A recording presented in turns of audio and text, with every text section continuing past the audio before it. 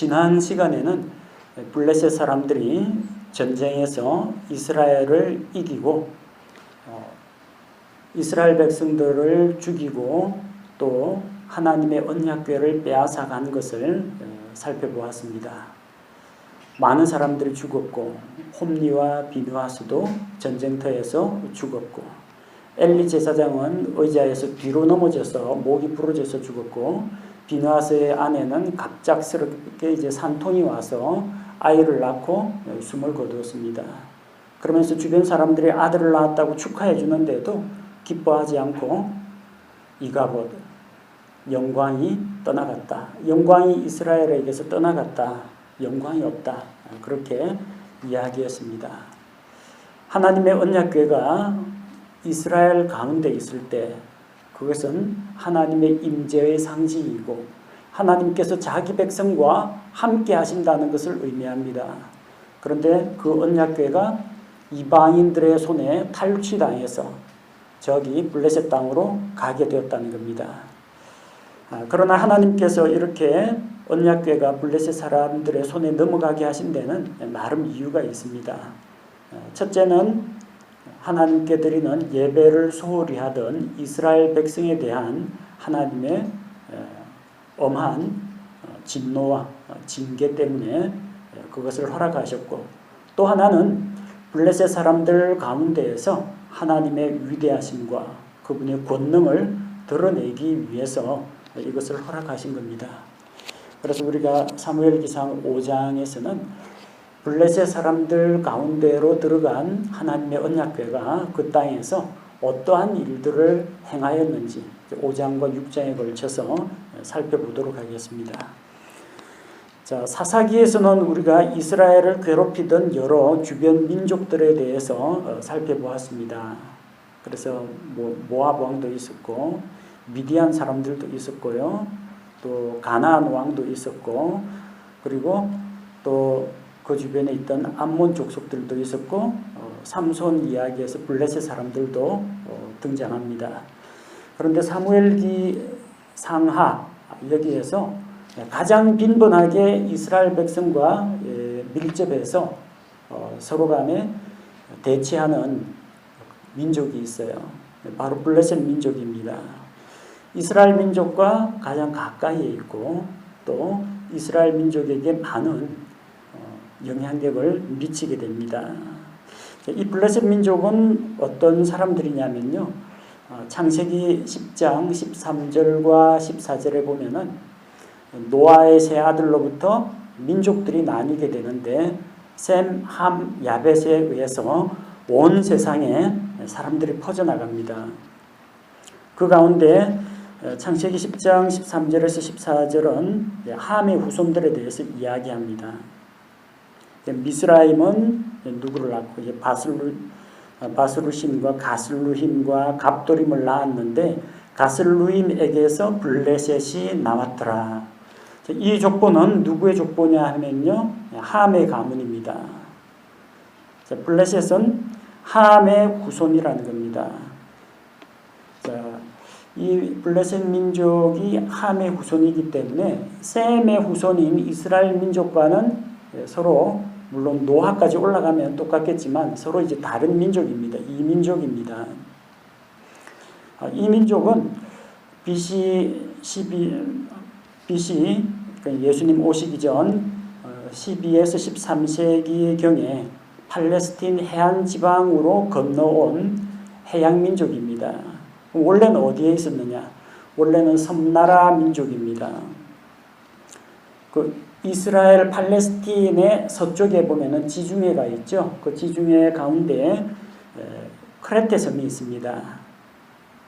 성경에 우리 한글 성경에는 크레테 섬을 갑돌 섬이라고 번역을 했습니다. 크레테 섬과 그리고 또 에게 북쪽에 있는 섬에서 건너온 민족이 이 블레셋 민족입니다. 그래서 이 블레셋 사람들은 지중해에 있던 그 섬에서 섬나라는 원래 자원이 척박합니다. 농사가 잘 안 돼요. 그리고 사람들이 살아갈 공간 자체가 부족합니다. 그래서 끊임없이 내륙으로 이주하려고 합니다. 가까이 있는 일본만 봐도 알 수가 있죠. 섬나라에 있다 보니까 대륙으로 오고 싶어서 임진왜란 일으키고 뭐 명나라 치러 간다고 대륙으로 진출하려고 하고 그러죠. 이 블레셋 민족도 크레테 섬, 갑돌 섬에 있던 그 해양 민족인데 인구도 불어나고 또 필요한 그 정착지 그리고 농산물 이런 것들이 필요하니까 어디로 왔느냐 하면은 처음에는 저 크레테 섬에서 남쪽으로 내려와서 이집트 해안가로 왔습니다. 이집트 왕 파라오의 군대에 의해서 쫓겨났어요. 이집트에서 발붙이지를 못하고 해안선을 따라서 북쪽으로 올라갑니다. 북쪽으로 올라가면 어디가 나오냐면 팔레스틴 지방 서쪽 해안이 나옵니다. 그래서 팔레스틴 지방에 정착하게 됩니다. 이 사람들 이름을 이제 블레셋, 필리스티네라고 하는데 이 블레셋이라는 이름에서 팔레스틴이라는 그런 지명이 나오게 된 겁니다. 지금도 우리가 그 이스라엘 땅 그 지역을 가리켜서 뭐 성경에서는 약속의 땅, 가나안 땅, 가나안 민족이 살았으니까 그렇게 부르는데 우리 일반 사람들은 그곳을 이제 팔레스틴이라고 부릅니다. 그 어원은 블레셋이라는 그 이름에서 나왔습니다. 블레셋 사람들이 그 땅의 주인은 아니었어요. 원래는 가나안 민족들이 살고 있었고 하나님께서 가나안 족속을 쫓아내고 이스라엘 사람들이 그곳에 거하도록 하신 겁니다. 이스라엘은 BC 1491년에 이집트에서 나오게 되고 그들보다 먼저 1451년에 요단강 건너서 가나안 땅에 들어갑니다. 나중에 가나안 땅에 들어왔는데 나중에 이집트에서 쫓겨온 그 해양민족이 팔레스틴 서해안 쪽을 야금야금 잠식하면서 해안평야 지방을 차지하게 된 겁니다. 예레미야 47장 4절에 보면요. 이 사람들이 어디에서 왔는지 또 알 수가 있죠. 이는 모든 블레셋 사람들을 노력하기 위해 또 남아서 그들을 돕는 모든 자를 두로와 시돈에서 끊어버리기 위해 임하는 날 때문이라. 주가 블레셋 사람들 곧 갑돌 지방의 남은 자들을 노력하리라. 갑돌이 어디요? 크레타 섬입니다. 블레셋 사람들은 갑돌 지방에서 왔다는 겁니다. 아모스 9장 7절에도 나옵니다. 또 블레셋 사람들을 갑돌에서 시리아 사람들을 기르에서 데려오지 아니하였느냐. 그들은 원래 지중해 가운데 있는 섬나라 사람들인데 식량과 영토를 찾아서 내륙으로 진출한 해양민족입니다. 아시다시피 그 해양민족 그 기질이 상당히 그 거친 바다하고 같이 맞붙여 살다 보니까 조금 호전성이 강합니다. 전쟁하고 싸우고 밖으로 진출하기 좋아하는 아주 활동적이고 외향적인 그런 성향이 있습니다. 또 이 해양민족이다 보니까 제일 가까이 있는 게 뭐예요? 바다예요, 바다. 배 타고 나가서 고기를 잡든지 배 타고 나가서 뭐 해적질을 하든지 어쨌든 이 바다 앞에서는 사람들이 전부 다 잠잠해질 수밖에 없어요. 제 아무리 큰 뭐 구축함이나 뭐 전투함 이런 것들도 바다 앞에서는 아무 소용이 없습니다. 이게 한번 파도가 몰아치고 해일이 일어나고 하면은 이 배들은 아무짝에도 쓸모가 없어요. 그들이 제일 두려워하는 게 뭐냐? 바다입니다. 그러다 보니까 바다에 있는 그런 신들을 섬기는 우상 숭배 문화가 자연히 발달합니다. 우리 뭐 부산 지역이나 이런 데만 하더라도 마찬가지예요. 해안가 지방 쪽에 특히 미신이 많이 성행합니다. 뱃사람들이 풍어를 기원하면서 또 뱃사람들의 안전한 항해길을 위해서 해신, 용왕신 이런 것들을 많이 섬깁니다. 블레셋 민족 역시 해양민족이다 보니까 전투에 능한 호전적인 민족이고 또 한편으로는 우상 숭배를 하는 민족이라는 겁니다. 블레셋 민족은 5부족 연맹체입니다. 5개의 부족이 하나로 연합해서 공동체를 이룹니다. 블레셋 5지역을 전체로 총괄하는 어떤 왕이나 황제는 나오지 않습니다. 그들은 중앙 집권을 좋아하지 않아요. 각기 5부족들이 땅을 차지해가지고 그 지역의 대표가 그 지역 안에서는 왕입니다. 가드의 왕, 아스돗 왕. 성경에서는 왕으로 표현되기도 하고 통치자 혹은 블레셋 귀족, 그런 식으로 표현하고 있습니다. 그래서 5 부족을 총괄하는 우두머리는 없고 이 각 부족의 우두머리들이 모여가지고 회의를 열고 의사결정을 내리는 그런 구조입니다. 그래서 사무엘기상 29장 3절 사절 보면 이제 앞으로 살펴볼 말씀인데, 가드 왕 아기스가 다윗을 자기의 식객으로 머물게 했습니다. 그래서 사울에게 쫓겨난 몸이니까 적의 적은 친구가 될 수 있다고 하고 다윗을 이제 숨겨줬어요. 근데 이 가드 왕 아기스가 다윗을 이스라엘과 전쟁을 하는데 같이 데려가려고 하니까 다른 지방의 블레셋 통치자들이 일제히 반대합니다. 이 사람이 전쟁터에서 칼을 거꾸로 잡으면 어떻게 할 거냐고. 가드 왕 아기스는 가드 안에서만 왕입니다. 다른 네 부족의 왕들이 반대하니까 어쩔 수 없이 취소하고 다윗을 돌려보냅니다. 자, 그래서 한 사람이 이 중앙 집권하는 어떤 그런 절대 왕정 체제는 아니고, 말하자면 이제 귀족 정치, 과두 정치, 그렇게 볼 수가 있습니다. 그 5 부족에 대해서는 사무엘기상 6장 17절에 기록되어 있습니다. 아스돗, 가자, 아스글론, 가드, 에그론. 성경 읽다 보면 이런 지명들은 한 번 정도는 여러분이 접할 수 있을 겁니다. 5 지역들, 5 부족, 이름 다 들어보셨죠? 여러분에게 아마 가장 기억에 남는 거라면은 가드 사람 골리앗, 거인 골리앗이 가드 출신이라는 거 기억하실 테고요. 가자 이게 아니고요. 그 가자 지방입니다. 개혁성경에 가사라고 되어 있는데, 지금도 저기 팔레스틴 지방에서 분쟁이 일어나고 있는 피에로 팔레스틴 그 해방기구하고 이스라엘 사람들 사이에 분쟁이 일어나고 있는 지역 중에 하나가 가자 지구입니다. 자, 이 5 부족들이 이제 하나님의 언약궤를 가지고는 왔는데, 하나님의 언약궤를 전리품 정도로 생각했는데, 알고 보니까 하나님의 영광과 위엄과 능력이 이 블레셋 지방에서 나타나는 것을 그들이 경험하게 됩니다. 어쩔 수 없이 사무엘기상 6장에 가면은 제발 이 자기들에게는, 이스라엘에게는 하나님께 경배하는 그런 예배의 초소가 되는 곳이지만 그들에게는 우한덩어리입니다. 재앙덩어리입니다. 어떻게 하면 이거 돌려보낼까 고심하게 됩니다. 그래서 오늘 우리가 읽은 1절에서 5절 말씀 보니까 하나님의 언약궤를 가져가서 다곤의 신전에 두었는데, 오히려 다곤 신전이 하나님 앞에서 심판을 받는 그런 일이 일어납니다. 자, 처음에 그 언약궤를 가지고 아스돗으로 가지고 갔다고 했습니다. 1절에 블레셋 사람들이 하나님의 궤를 빼앗고 그것을 에베네셀에서 아스돗으로 가져갔다고 했습니다. 아스돗은 블레셋의 5 지방 가운데 한 곳입니다. 자기들 생각에서는 이 전쟁터에서 전리품이라고 생각했어요.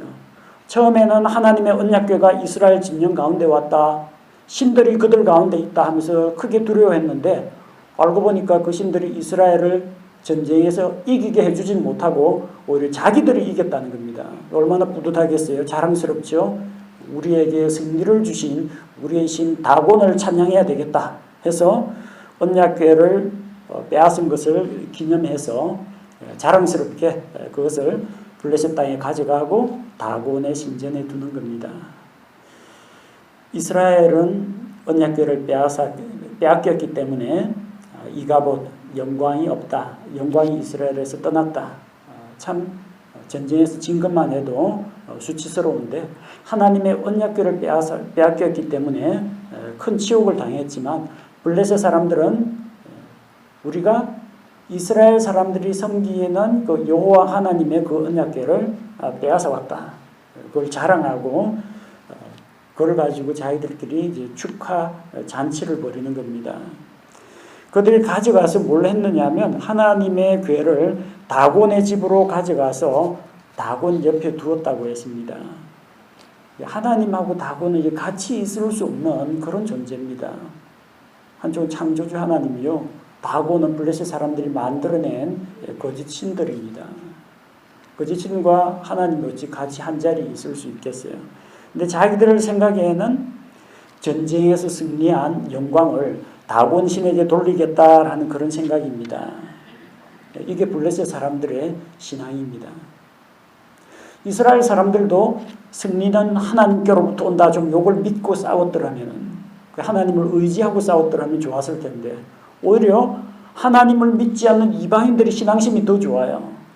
우리의 신 다곤이 우리에게 승리를 주셨다 하면서 전쟁에서 승리한 공로를 자기들 용사들이 잘해서 그랬다가 아니라 우리의 신 다곤에게 영광을 돌려야 되겠다, 그렇게 생각한 겁니다. 이 내용은 우리가 사사기 16장에서 들릴라의 모략에 의해서 이스라엘의 재판관 사사 삼손을, 그들이 머리털을 다 밀어버리고 삼손을 포박해서 결국은 연자맷돌을 돌리게 하죠. 그런데 다곤 신 축제 때 삼손을 끌어내라고 합니다. 자기들에게 정말 우한거리고 골칫덩어리였던 이 삼손을 다곤 신께서 우리에게 삼손을 붙잡을 수 있게 하셨다. 그래서 다곤의 잔치 때 삼손을 자랑거리로, 봐라, 우리 신 앞에서는 저 천하장사 삼손도 꼼짝 못한다. 다곤에게 영광을 돌리는데 삼손을 이용했던 거하고 마찬가지입니다. 뭐 괘씸하기는 괘씸합니다만 그들이 가지고 있는 그 나름대로의 신앙심, 그 신앙이 올바른 신앙은 아닙니다. 그러나 자기 신들에 대한 그런 열정과 믿음, 그 신념 하나는 높이 사줄만 하다는 이야기입니다. 자기들이 빼앗아온 그 하나님의 괴를 다곤의 신전에 넣어서, 다곤이시여, 우리가 당신 덕분에 승리를 해서 저쪽의 신들을 물리치고 이 언약궤를 빼앗아 왔습니다 하고 그 앞에 전리품으로 갖다 놓은 겁니다. 그러면서 역시 우리가 믿는 신이 이스라엘의 하나님보다 더 뛰어나다 하고 자기들 스스로 자랑스럽게 생각했던 겁니다.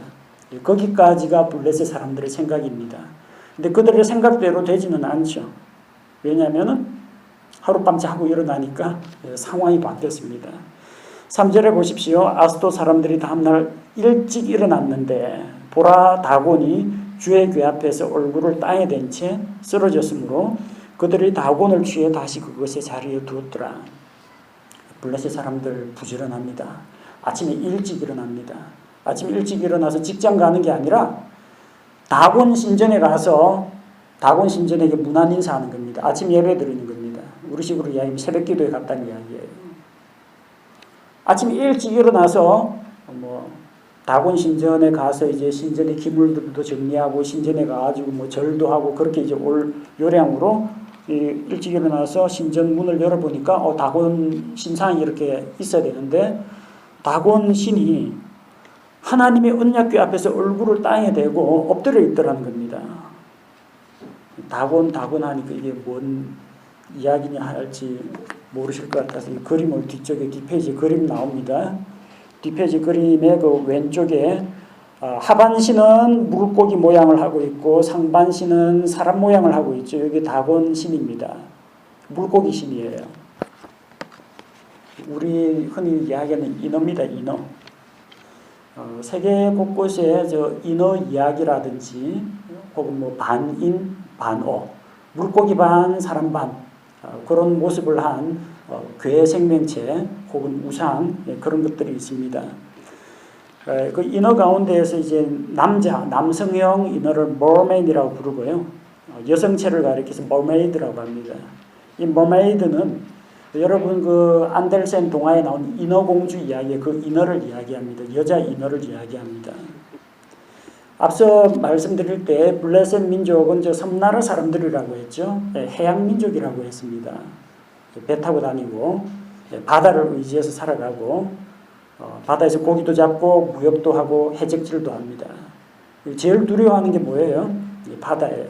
그 바다를 다스리는, 바다를 좀 자유롭게 다니는 그런 어떤 신적인 존재를 생각해낸 게 사람의 모습을 한 물고기 모습을 한 사람, 반은 사람이고 반은 물고기 형태를 한 그런 신을 만들어냈습니다. 자, 왜 하필이면은 이 사람들이 물고기 신을 섬기느냐? 물고기의 그 그 생식 능력, 번식력 때문에 그렇습니다. 저희 집에도 지금 구피 물고기 4마리 넣어놨는데 2마리 죽고 2마리가 살아남았어요. 암수 1마리가 살아남았는데 암컷 1마리가 새끼를 낳아가지고 지금 몇 마리인지 세지를 못하게 해서 한 60-70마리 되는 것 같은데 한 달에 한 번씩 새끼 낳습니다. 엄청나요 이거. 더군다나 꼬박꼬박 사료에 먹이고 어미가 잡아먹지 뭐 주변에 뭐 해칠 만한 천적이 있는 것도 아니기 때문에 뭐 그래도 수초들이 무성해가지고 어미들도 잘 잡아먹지도 않아요. 물고기 계속 불어나고 있습니다. 그 물고기 불어나는 게 보통 그 어류 전문가한테 그 열대어 번식 물어보니까 뭐 적으면 50마리, 많으면 150마리, 200마리씩 낳는다고 해요. 내 눈에는 왜 20-30마리밖에 안 보이냐고 하니까 새끼 치어들을 어미들이 잡아먹는다고 합니다. 우리 물고기 가운데서 우리나라에서 잡히는 물고기 가운데 대구 아시죠? 대구탕 끓여 먹는 그 대구 한 번에 알을 200에서 300만 개 낳는다고 합니다. 많이 낳는 건 개복치 보셨습니까? 어디가 머리고 어디가 몸통인지 알 수가 없는 그 아주 괴상한 물고기가 있어요. 커다란 머리만 있는 것 같이 보입니다. 그 개복치는 한 번에 3억 개의 알을 낳습니다. 그 해양민족이기 때문에 그 물고기가 알을 많이 낳으니까 다산과 번식, 그게 이제 다산과 번식의 상징이 이제 물고기가 된 겁니다. 그래서 물고기의 번식력처럼 제발 우리도 물고기도 많이 잡히고 가축도 새끼가 좀 많이 낳고 땅에 심어놓은 요 씨앗들도 좀 수백 배로 좀 결실을 거두었으면 좋겠다. 그래서 다산과 풍요의 신으로 물고기 신을 만들어낸 겁니다. 원래부터 다곤이라는 신이 있었던 게 아니고요. 옛날에는 없었어요.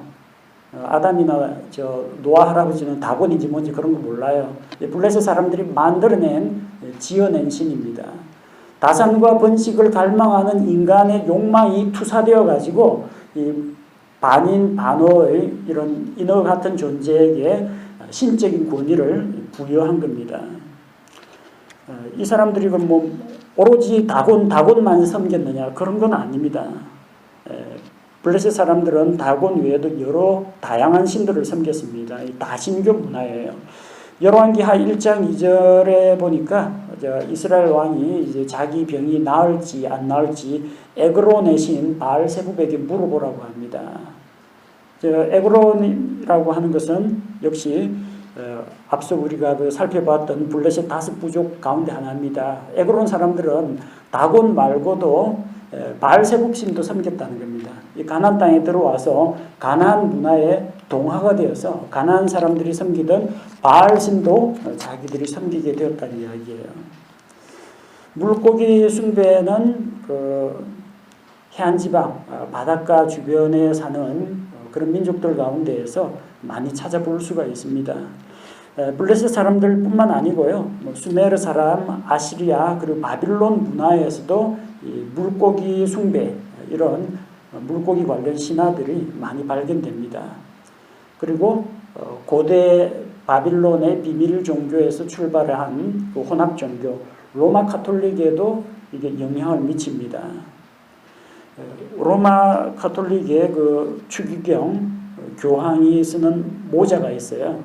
미트라라고 하는 모자가 있는데 그 두 번째 페이지 그 오른쪽에 있는 그림 보이죠?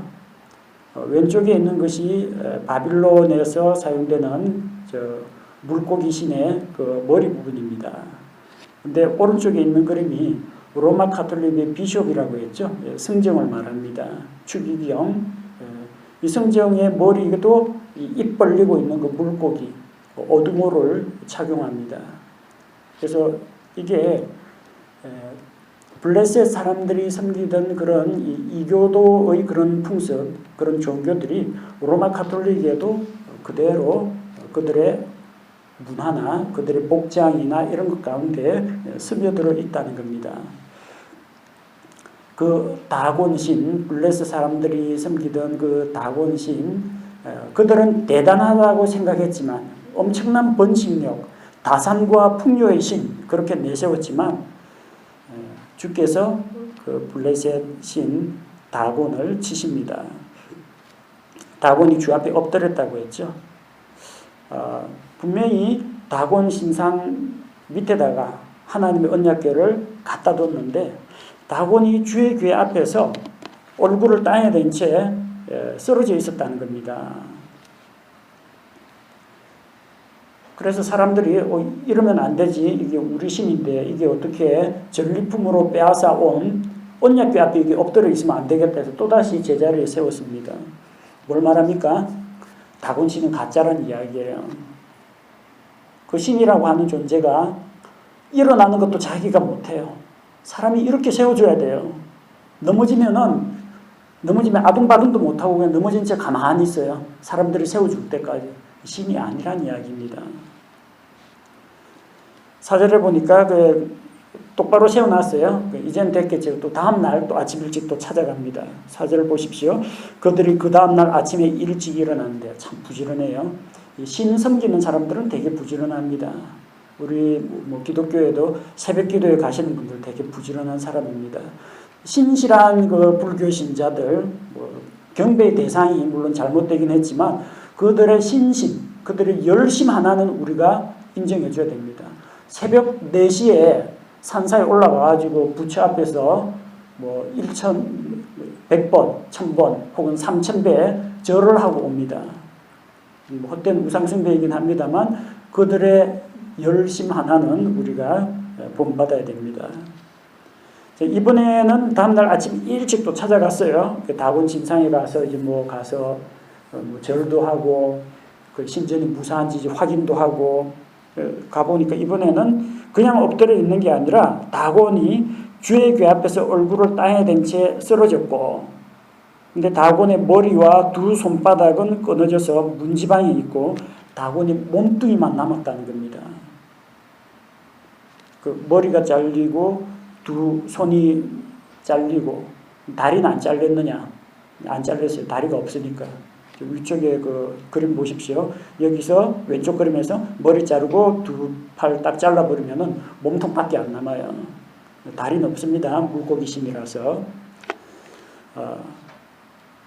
누가 이렇게 했을까요? 블레셋 사람들은 아닙니다. 왜냐하면 블레셋 사람들은 자기들의 신 다곤을 섬기고 숭배합니다. 그런 무엄한 짓을 저지를 사람은 없어요. 그럼 외부에서 다른 어떤 이방 민족이 침입해가지고 그랬느냐? 또 그럴 수는 없어요. 다곤의 신전은 신전 사제들이 있어가지고 낮이고 밤이고 지킵니다.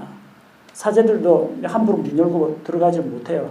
아침 되면 이제 문 열고 신전 문 열고 가서 또 경배하고 하는데 밖에는 사제들이 다 지키고 있는데 누가 그렇게 했겠어요? 전쟁에서 져가지고 산산이 다 흩어진 이스라엘의 패잔병이 간 크게 그런 일을 저질렀을 리도 없어요. 누가 했겠어요? 그 안에 있는 거는 다곤 신상하고 언약궤밖에 없어요.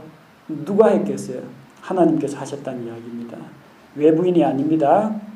그리고 그 안에 있는 블레셋 사람들도 아닙니다. 주께서 이 일을 하셨다는 겁니다. 블레셋 사람들이 자랑스럽게 여기는 다곤 신이 하나님 앞에서 언약궤 앞에서 엎드리고 또 똑바로 세워놨더니 이번에는 머리 잘리고 두 팔도 잘려가지고 나뒹굴고 있고 몸통만 남아있다는 겁니다. 참 그래도 블레셋 사람들이 대단한 게 5절에 보니까 다곤의 제사장들 그리고 다곤의 집에 들어가는 그 신전에 들어가는 자들이 이날까지 아스도스에 있는 다곤의 문지방을 밟지 않았다고 했습니다. 왜냐하면 앞쪽에 다곤의 머리와 두 손바닥은 끊어져서 문지방에 가 있었다는 겁니다. 신의 손이 다 있는 그 문지방을 발로 밟지 않는다는 경배의 표시입니다. 대단하죠. 우리 옛날에는 그 웃어른 스승님의 그림자도 밟지 않는다고 했습니다. 근데 다곤 신상 우상에 불과하지만 그게 닿았던 문지방에 발로 밟으면 안 된다는 거예요. 제사장들도 그렇고. 언제부터 이런 제도가 생겼을까요? 다곤이 박살난 다음부터 생겼습니다. 옛날엔 그런 풍습이 없었어요. 우리 신의 흔적이 신전 문지방에 닿았기 때문에 아무도 함부로 더러운 발로 짓밟으면 안 된다. 자기들 나름대로 그런 규칙을 만들어낸 겁니다. 블레셋 사람들은 다곤이 형편없이 망가졌어도 자기들의 신으로 인정하고 존경하고 두려워하고 예의를 표합니다. 경배의 대상은 잘못됐지만 그들의 신심 하나는, 그들의 열심 하나는 우리가 인정해 줘야 됩니다. 이스라엘 사람들을 보십시오. 주의 언약궤를 함부로 대했습니다. 자기들을 위해서 대신 전쟁에서 싸워줄 거라 믿고 전쟁에 내몰았습니다. 하나님 언약궤 안에 뭐 들었나 보자고 버릇도 없이 겁도 없이 그 뚜껑 열어보다가 사무엘기상 6장에 나옵니다. 베스메스 사람들이 죽음을 당합니다. 하나님께 예배드리는데 블레셋 사람들처럼 정말 두려워하면서 떨리는 마음으로 그 앞에 조심스럽게 나와서 예물을 드린 게 아니라 하나님께 드리는 이 제사는 업신여겨도 된다 생각하고 제사장부터 일반 백성까지 주께 드리는 헌물을 가볍게 여겼습니다. 이스라엘 사람들이 배울 것은 배워야 됩니다. 자기들은 진리의 하나님, 참되신 하나님을 믿고 있고 저쪽은 아무짝에도 쓸모없는 사람들이 지어낸 물고기 신을 숭배하고 있어요. 누가 더 올바른 경배의 대상을 가지고 있느냐? 이스라엘 사람들입니다. 근데 이쪽에서는 그 진리, 정말 온 세계의 창조자, 그리고 통치자, 심판주가 되시는 그 하나님을 가볍게 대했는데 저쪽에는 별 것도 아닌 그 우상 쪼가리 가지고 그 앞에서 그냥 두려워하고 경배하고 굽신거리고 온갖 정성과 예의를 다 표하는 겁니다. 신앙의 대상은 이스라엘이 맞습니다. 여호와 하나님이 맞습니다. 근데 열심은 이방인들의 그 신앙심을 따라가지 못한다는 이야기예요. 우리 오늘을 살아가는 그리스도인들이 요거는 좀 배워야 됩니다. 우리는 올바른 경배의 대상을 모시고 있습니다. 주 하나님, 삼위일체 하나님, 우리 예배를 받으시기 합당하신 그 하나님을 모시고 있어요. 근데 우리 기독교인들의 하나님께 대한 태도와 그리고 하나님께 대한 예의와 정성이 과연 저기 무당들이나 아니면 불교나 아니면 저기 이슬람교 알라에게만 날마다 딱 시간대마다 탁탁 엎드려 경배하고 이러는 그 사람들보다 우리의 열심이나 신심이 더 높으냐? 그렇지 못하다는 겁니다. 우리가 좀 배워야 돼요. 우상숭배를 배우라는 이야기가 아니라 자기가 믿고 있는 신, 자기가 믿고 있는 하나님께 어떠한 마음과 어떠한 태도로 예배드리고 어떠한 믿음으로 그분께 나아가야 하는지는 우리가 배워야 됩니다. 우상은 아무것도 아닙니다. 우상은 신이 아닙니다. 사람들이 자기들의 간절한 염원을 담아서 어떤 민족에는 태양을 섬기고 어떤 민족에서는 고목나무를 섬기고 어떤 민족에는 어떤 특별한 짐승들을 섬기고 자연물을 섬기고 그럽니다. 다 사람들의 욕망이 사람들의 간절한 소원이 투사된 것에 불과합니다. 우상은 창조자가 아닙니다. 사람이 만든 거예요. 다곤 이 형상을 누군가는 조각을 해서 만들었을 거 아닙니까?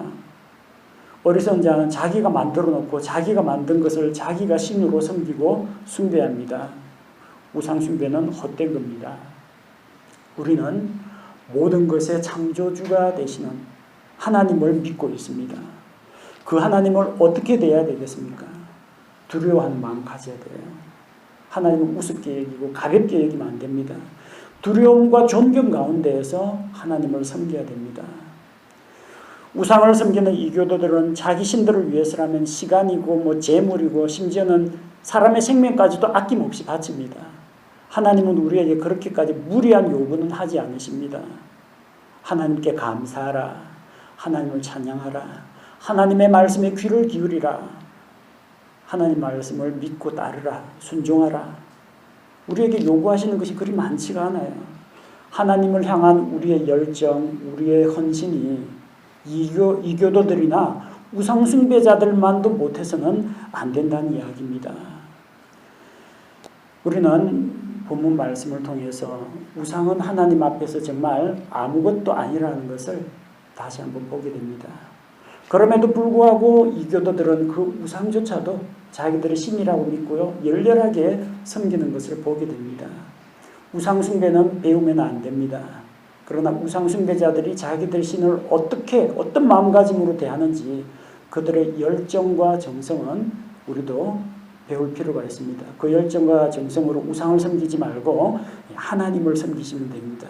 주의 몸된 교회 성도들을 섬기시면 됩니다.